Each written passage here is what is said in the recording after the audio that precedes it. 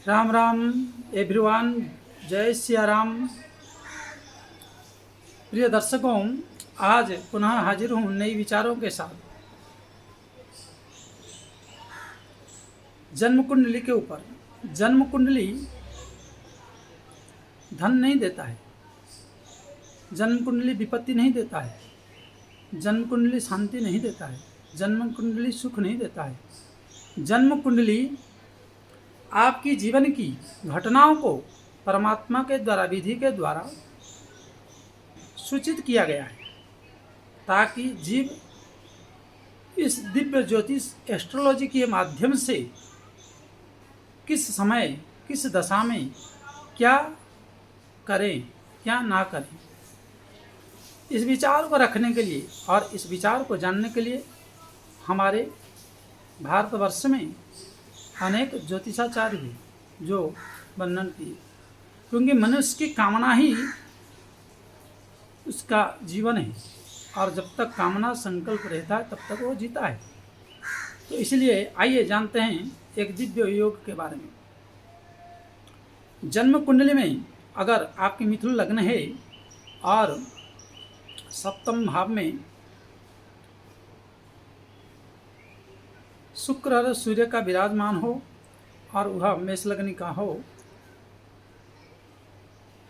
और भाग्य से यहाँ गुरु बृहस्पति होते हैं, किसी भी तरह चंद्रमा के ऊपर दृष्टि हो बृहस्पति की, और उस कुंडली में अगर एकादश भाव में बृहस्पति बैठ जाए तो आपको आपके जीवन में बहुत बढ़िया समय 36 के बाद, क्योंकि यहाँ भाग्य जो है वो शनि हो गए और मंगल यहाँ कारक भी है और अष्टम भाव के प्रतिबंधक भी है।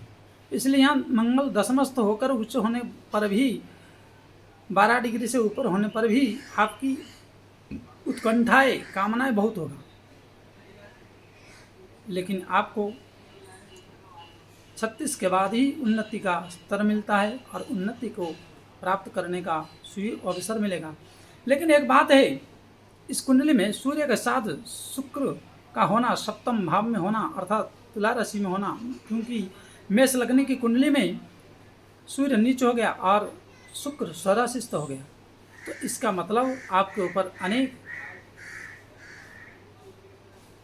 पुरुष है तो नारियां फिदा होंगे और अनेक नारियों से आपको सहयोग, धन की सहयोग, चाहे बहन के रूप में, चाहे पत्नी के रूप में, चाहे माता के रूप में या सहयोगी के रूप में कोई भी नारी आपको मिल सकती है। और आप संबंध भी, गुप्त संबंधों को रखना चाहेंगे तो भी आपको अनेक नारियां प्राप्त होगी। लेकिन यह जातक जिसका सूर्य और शुक्र सप्तम भाव में हो, मेष लग्न वाला, तो उसका एक नारी से पेट नहीं भरेगा। कितना भी संपर्क, कितना भी शरीर के संबंध बना ले, लेकिन नहीं बनेगा। लेकिन सावधान रहना चाहिए, क्योंकि यह कभी भी यह जातक मार खाएगा तो नारी के वजह से ही खाएगा, क्योंकि सूर्य आत्मा का कारक है और सूर्य न्याय का प्रतीक है, सचोट का प्रतीक है। इसलिए सच्चाई का दामन और चरित्रहीन से बचे तो यह व्यक्ति 36 के बाद दिव्य राजयोग और दिव्य भोगों को भोगता है। और यह योग अगर आपकी एस्ट्रोलॉजी में है और इस प्रकार है, तो यह इस कुंडली को बताने का और इस योग को बताने का कारण यह है कि सप्तम भाव में सूर्य नीच होने के कारण आपको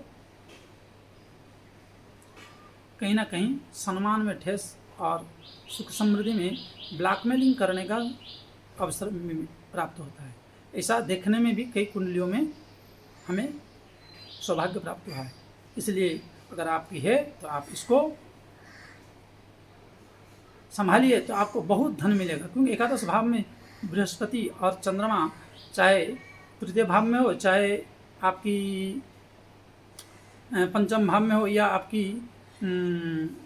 सप्तम भाव में हो, तो चंद्रमा जब इन तीनों चंद्रमा के ऊपर अगर दृष्टि पड़ जाए तो बहुत धन प्राप्त होता है। इसलिए आप को कैसे लगा ये विचार आप अपने कमेंट में बताइए, और आपकी प्रेम स्नेह हमारे पर बने रहे। इस वीडियो को लाइक और शेयर करिए अधिक से अधिक, और फॉलो करिए और सब्सक्राइबर करिए। जय सिया राम।